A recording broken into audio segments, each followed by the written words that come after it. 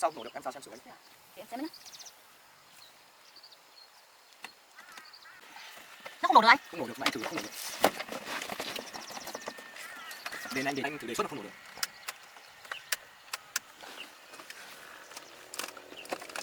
Cái này để em kiểm tra xong em sửa chắc phải mất. Không bổ anh. Em cứ sửa đi, anh sửa của anh đi. Anh mua cô này mà. Dạ, Nó xong rồi anh. Thì anh cần làm gì anh cười một tí nữa em sửa xong em gọi.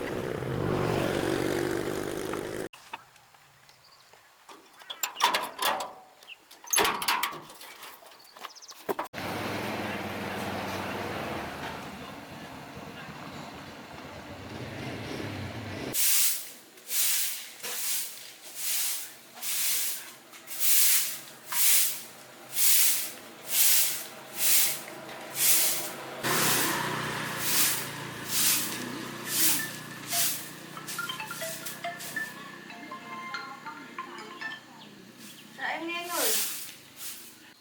Dạ vâng em Hằng đấy ạ. Có việc gì không anh? À dạ. Ở chỗ nào vậy anh? Ở trên cầu á? Dạ vâng vâng. Chờ em nhé, lúc nữa em lên nhé. Em chuẩn bị đồ đó. Dạ vâng vâng.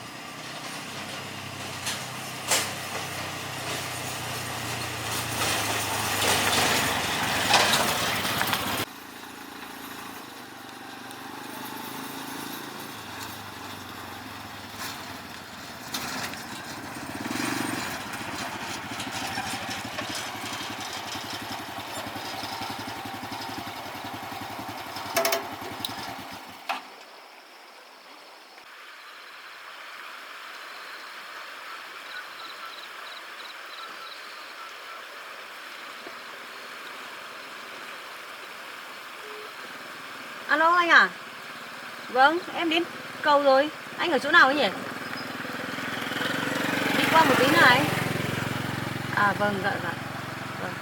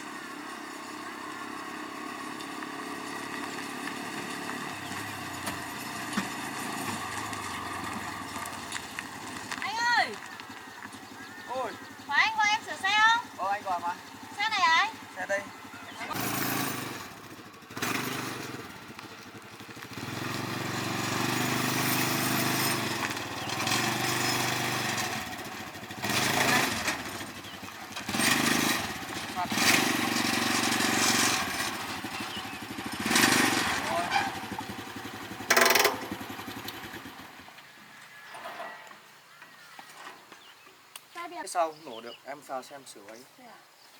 Để em xem đấy nhá.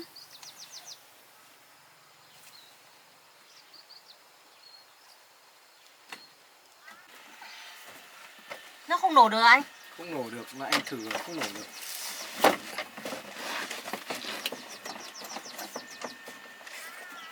Anh thử đề xuất mà không nổ được.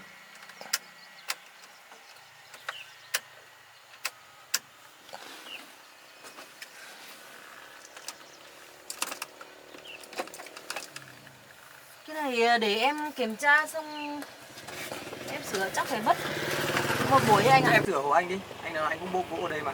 Dạ Cái vâng. nào xong bảo anh. Vâng. Thế anh bận làm gì anh cứ ấy, Ờ. tí nữa em sửa xong em gọi nhé.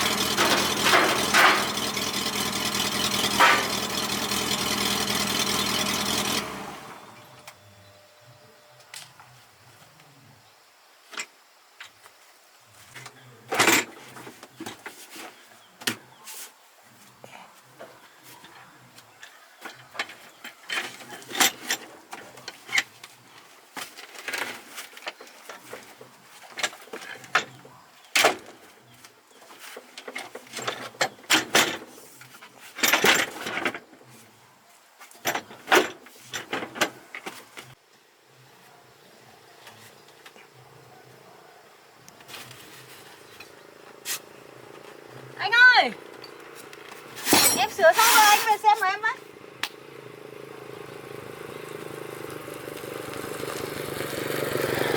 Về xem mà em với, em sửa xong rồi. Xong à? Vâng. Anh về đổ thử đi.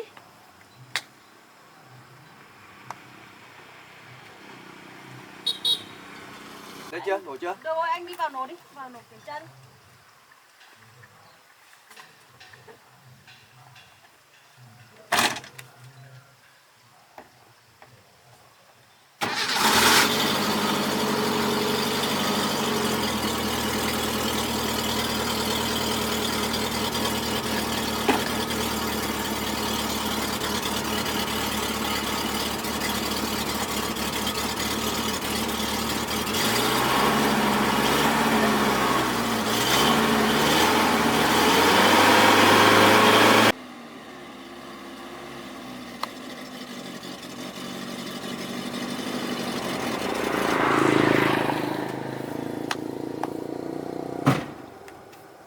Được rồi. Phải hết bao tiền đấy? Của anh thì hỏng. Vâng, của anh là hỏng đường dây điện các kiểu thôi anh ạ. Em cho em xin 300.